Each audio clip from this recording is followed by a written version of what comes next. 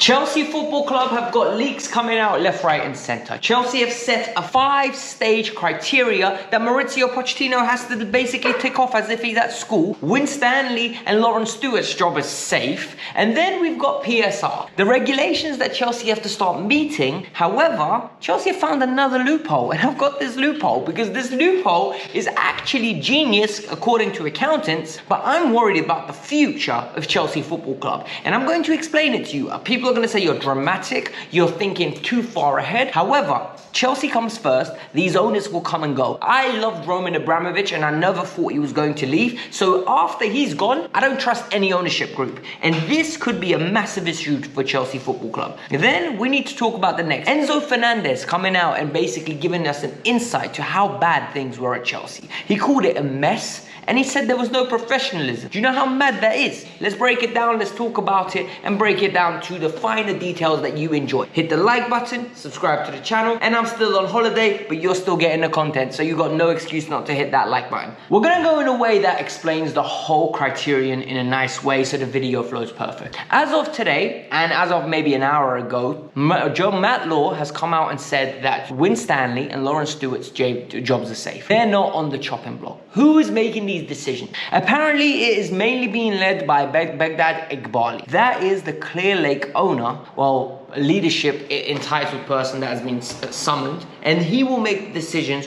whether they keep their jobs or not. Why is it him and not Todd Bowley? I've explained this before, but for the people that are here new, I'll explain it again. Todd Bowley, Vice, and another individual own like 13% of Chelsea. The remainder of 66.999 or whatever percent is Clear Lake Cap. This is an investment group that is actually investing into Chelsea and are the largest stake owners, and Iqbali is representing their interest. He will be the key definition of who makes the decisions here and when. The next thing we need to talk about is the director. They're keeping, and this is what Matt Law said. They don't believe they're doing a bad job. They believe that yes, there can be improvements, and they believe that they, as of this moment in time, they are doing exactly what's been asked of them. A, getting a good structure financially, and B, progress on the pitch. And you know what? When you think about it logistically, we have heavily reduced our wage bill. We are no longer signing players outside of Enzo, Caicedo, Lavia, and Mudryk that are ridiculously expensive. So everyone,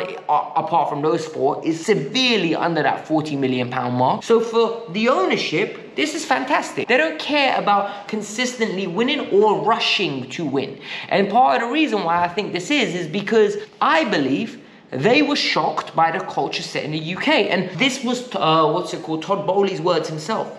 He said he was shocked about how much the fans care. Because in America, tanking is accepted. You lose for a few years, you build up the core, and then you go and dominate for a period of time, and then you do the same thing over and over again. Chelsea fans won't accept that. Football fans in England won't accept that. I think in Europe, it's not going to be accepted. People will be angry, people will be fuming. However, it looks like the sporting directors are safe, and they're going to be making decisions for Mauricio Pochettino, and it's a 5-stage plan. So Mauricio Pochettino is going to get assessed on 5 stages. David Ornstein has come out and said that these are the 5 stages. Stage number 1, the body of work across the season. They are not going to judge him on the 2.5 games. That was the clickbaity title that everybody loved. Oh my God, Todd said we've only been good for 2.5, let's keep him. No, they're going to judge him on the course of the season and how Chelsea have performed. And how have Chelsea performed? Well, Chelsea have got to a final, they've got to a semi-final, and on top of that, Chelsea are on track to potentially finish in 6th after last year finishing 12th. Whether that is success or not, they will be the judge of that. Next one is progress of development. Are we developing at the rate that they envisaged when they hired Mauricio Pochettino? And for me, this is a big question because personally, I think we're not. I think the squad is better than what is shown. However, Pochettino is making the best use of the situation that he's in. The situation that he's in is the 3rd criteria. How much has the injuries impacted the development, and is it enough of a mitigating circumstance to give him a pass? For me, I don't know whether it's enough. But I will say one thing, it is a big factor. It has played a massive role, and I actually feel sorry for Pochettino because just when things could have gone worse, they did. They fluctuated, it became like a tsunami, and an avalanche was coming down like viciously on Mauricio Pochettino's season. The next one is one that I've got a massive problem with. People are going to say you have an agenda, but it's style and principles of the team. Good teams have a style and principles that they revert to. Our style and principles revolve around hard work. We will outwork other teams. And what is an issue for me is big teams aren't meant to play like that. Big teams are meant to control games, and they outwork you. Manchester City control and they outwork you. Liverpool, in their own way, soak up pressure and absolutely go for the throat without needing to control. But yet, the more they've elevated away from the control and become more direct, the more problems they get. And for me, this is a massive issue. And I don't like it. I want us to be better. I want us to be more composed. I want us to be more controlled. I want us to be overall a more indulgent team. Yet, the final one is the one that I think will get him sacked. And the reason I say I think it will get him sacked is the overall fit of Maurizio Pochettino into the project that Clear Lake Capital are trying to do and Blueco at Chelsea Football Club.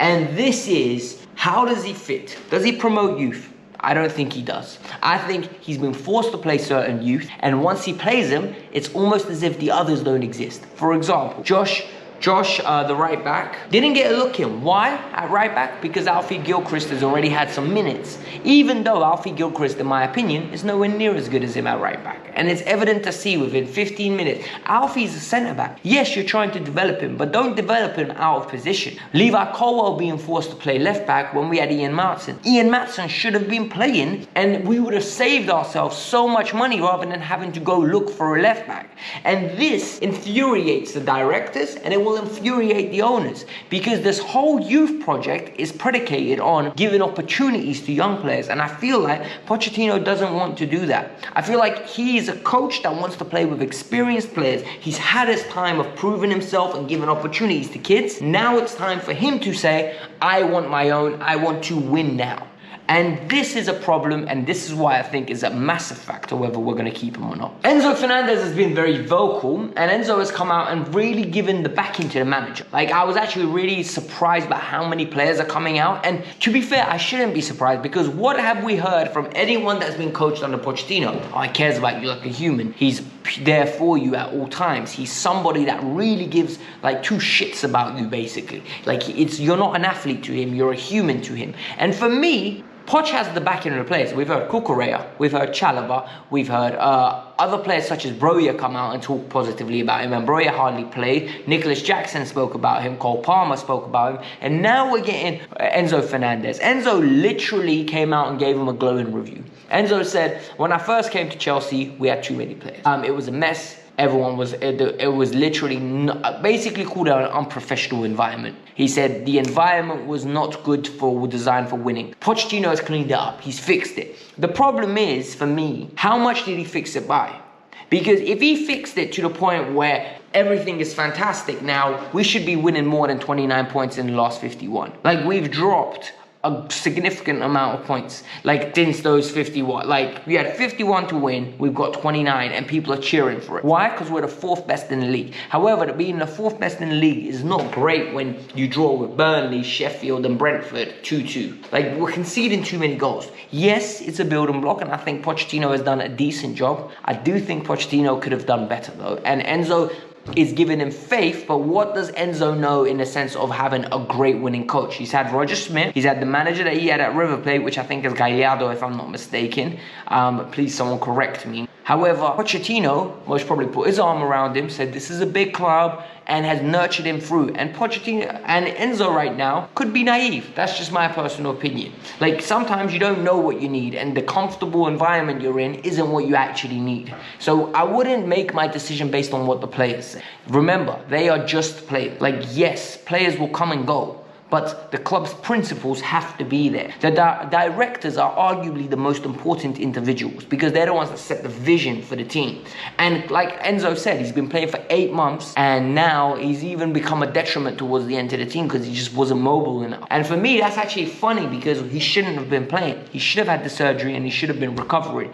That's just my personal opinion. The final thing we need to talk about is what's going on with PSR. Because those of you that don't know what PSR is, it's the regulations that Chelsea have to meet to not get points deducted the way Everton and Nottingham Forest have had. That is public knowledge to all of us. There's no allegedly about that. They didn't meet regulations, and for some reason, they lost their points. However, David Ornstein has come out and said Chelsea believe they do not need to do anything for this year For next year, they will have to sell some players. And this is a surprise, right? Because what has happened is Chelsea last year sold a couple hotels within the grouping of the thing. So Blueco, who owned Chelsea, bought the hotels that Chelsea owned, the Millennium Hotels, if I'm not mistaken, and now they own it as a group, and Chelsea have get an influx of cash to balance their book. And now it looks like the reports were coming out that Chelsea are selling Cobham to Blueco. And for those of you that are going to say, oh my God, it's great, another loophole. But is it? Because the club are denying this, and I don't know whether the club are denying this because of the uproar that has happened or because it was unsuccessful. However, there was some paperwork that leaked online on the internet and explained that this is what Blueco are trying to do. And I don't like being the doom and gloom person, right? Because I need to explain something. I love Chelsea Football Club. Chelsea Football Club is the club I support. Chelsea could go to step 10 of the Football League. I will still support Chelsea Football Club. I'll most probably go to more games because it'll have more community atmosphere. And I'll enjoy that, and it'll be cheaper tickets. And I'll attend on a weekly basis. And most probably still be making Kavkas View videos from there. You know them ones. However, this is where it gets interesting. Why are Blueco buying so many of Chelsea's assets? Because what do we know? Owners come and owners go. We know that Clear Lake Capital are not going to be involved with Chelsea for all eternity. There's going to come to a point, whether it's this decade or the next decade, after the 10-year contract, they're most probably going to want to flip Chelsea Football Club to somebody and make a profit. And this is where I've got a problem with it. What is stopping them every year? Oh, you know what? Oh, let's balance the books. We'll take the assets of the hotels. Cool. Now we're going to take Cobham. And then when they decide to sell Chelsea or sell Chelsea, not Blueco, the entity that owns Chelsea, just a portion. Someone says, you know what? I don't want Strasbourg. I don't want the other club that you have. I only want Chelsea. Let me buy Chelsea off you. What's stopping them from not selling Cobham back to the individual? Because the reality is they've already taken the hotels. If they do sell Cobham to balance the book, we've lost our training ground. What's next? Because people are going to say, oh no, but Alex, no owner's going to buy the club without a training ground. Well, why not? You buy the club without a training ground and you take the training ground rather than Cobham, which is an expensive area, an expensive real estate land that they have over there. And you essentially just purchase some land in Milton Keynes, for example, or a little bit further out. You know, somewhere that's a lot cheaper, and all of a sudden the training ground is further from Stamford Bridge, but who cares? The players can just train there and live around that area rather than live in London. And all of a sudden, it's a money-making machine. Like, this, for me, is very worrying. People aren't going to like what I'm saying because it's scary. However, are we not meant to think about stuff like that? I want to know what's going to happen with these assets that Blueco are buying when they eventually decide to sell Chelsea. Are those assets going to come back to Chelsea Football Club? Because they are our assets. And yes, you're paying for them, but you're paying for them from your own. So you're essentially getting prime real estate in London, prime real estate outskirts of London, like area that is very expensive. Yet, what if tomorrow they decide, oh, you know what, we're going to close this out, we're going to get a smaller training ground, and what we're going to do is build complexes and then sell the houses and make an absolute killing. But this is worrying. I don't know what you guys are feeling. Let me know if I'm panicking for no reason, but hit the like button, subscribe to the channel, let me know your thoughts. Peace out, I'm out.